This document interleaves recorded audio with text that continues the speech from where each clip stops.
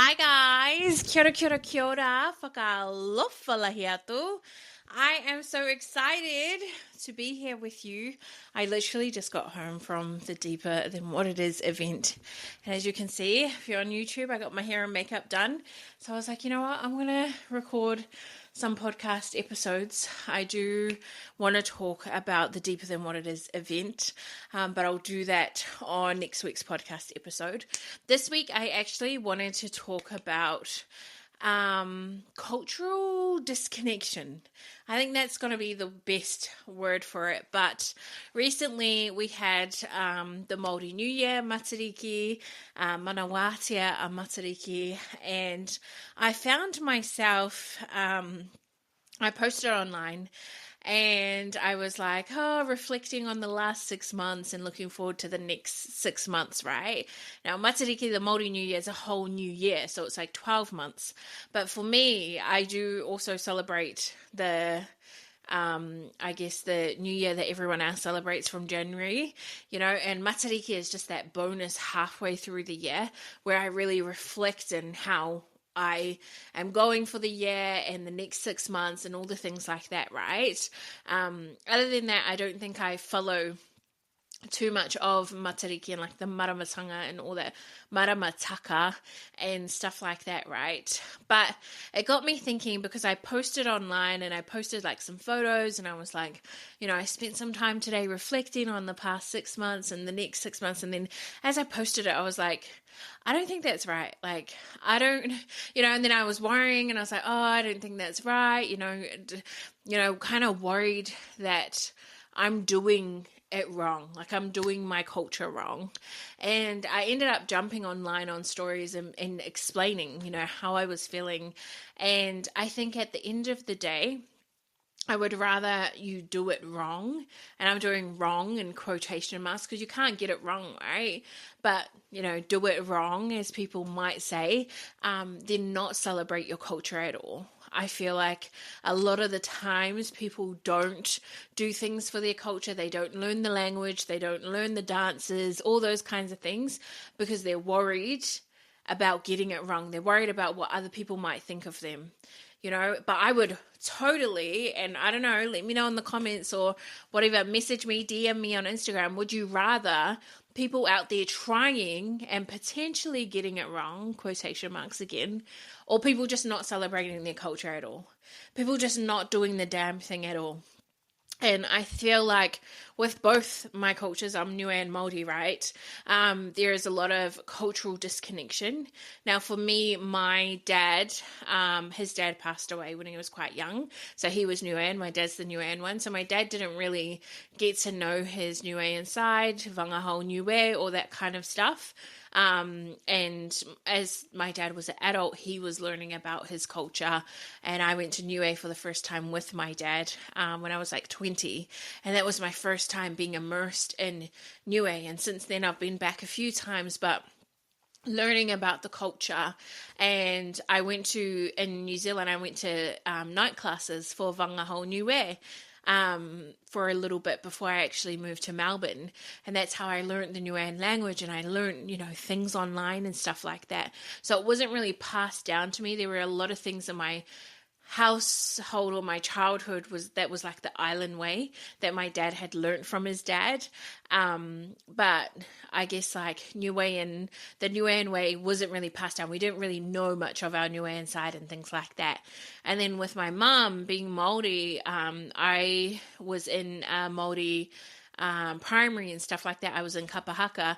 But then after that, I actually was ashamed or shy whakamā to say that I was Māori. When I was in high school, I felt like it wasn't cool to be Māori. Like Māori were really seen as like hoary, like you didn't really want to be Māori. So I really took after my Niuean side. I was like, I'm not Māori kind of thing. And I think as you grow older, you become I think when you're trying to find yourself, you're going on this trail of learning about yourself and who you truly are and all the things. That's when sometimes you try to go back to their culture, your culture. You go back to your ancestors and where you came from, and you want to learn all the things, and you want to learn from your parents and stuff like that. And unfortunately, I feel like my parents didn't really tell me much about where we come from, because they didn't know either. Their parents didn't pass that on to them. So I feel like there's been times in my life where I've been trying to connect to my culture, and I've just made it my own, honestly, because I don't really know my ancestry. I don't know, my dad's dad and all. I've never met the man. And my dad, like, he passed away when my dad was quite young, and same with my mom's mom and dad and all these kinds of things. I didn't have grandparents growing up, so I didn't really know. So I feel like I've kind of filled in the gaps as to what I want, my culture, how I want it to look for me.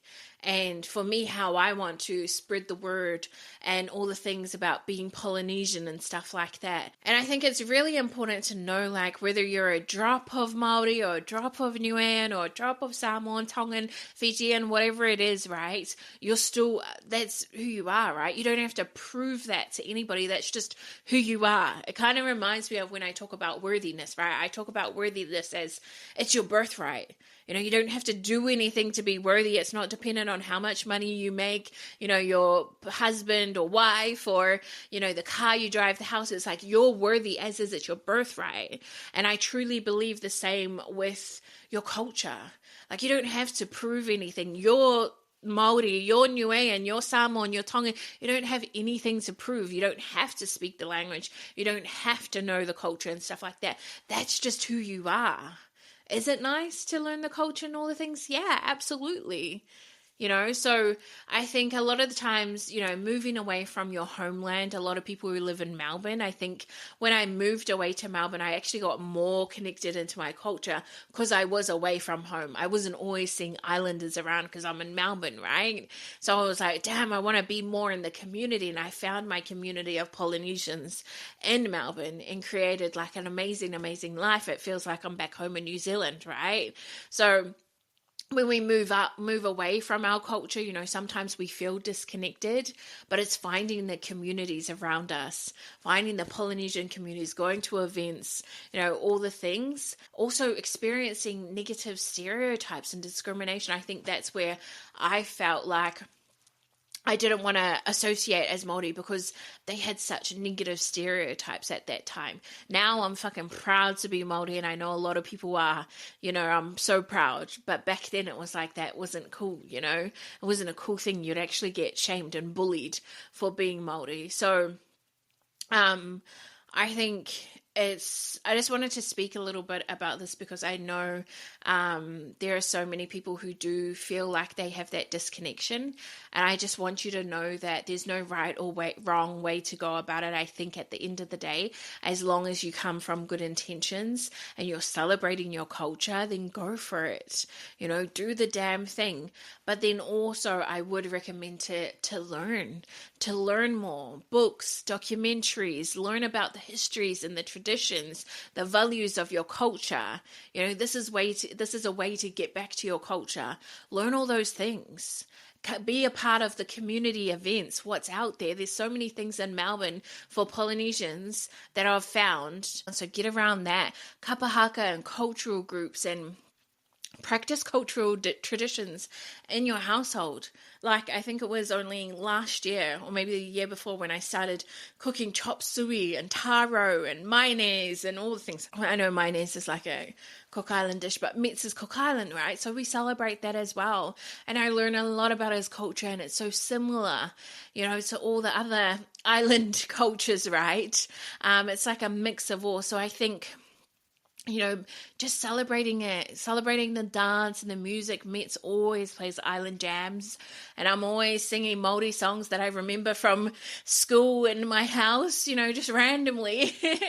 Metz is like, what the hell, learn the language, go out and learn the language, and speak to elders and make it your own, instead of not doing anything at all and thinking, oh, I'm not doing this right, I don't think this is the right way to do it. Make it your own. Make it how you want it to be, how your cultural connection is, how you want to teach your kids or the future kids, you know, your bloodline, how you want to teach it in the world. And I feel like sometimes we do worry about what other people may think, because there are people who shame people for, you know, being plastic and all the things. But it's like just knowing that you're on your journey and you're trying to keep your culture alive and do it your way and be okay with that. But if this resonates with you, I want to know. Let me know in the comments. If it resonates, I might do a little bit more on this and keeping your culture alive, right? Not just letting it die because you're worried about getting it wrong. Just try anyway. Educate yourself. You know, keep your culture alive. It's so, so important. Keep the traditions alive. And don't be like, fuck them out. Don't be too shy. You know, and I think that's a part of confidence as well. So yeah, keep your culture alive. Please don't be shy. We need to keep this culture alive. And I think confidence goes hand in hand. It's maybe getting things wrong, you know, just giving things a go, trying shit out, you know. But yeah, that's the podcast. Thank you so much for listening. Ka kite, koe kia.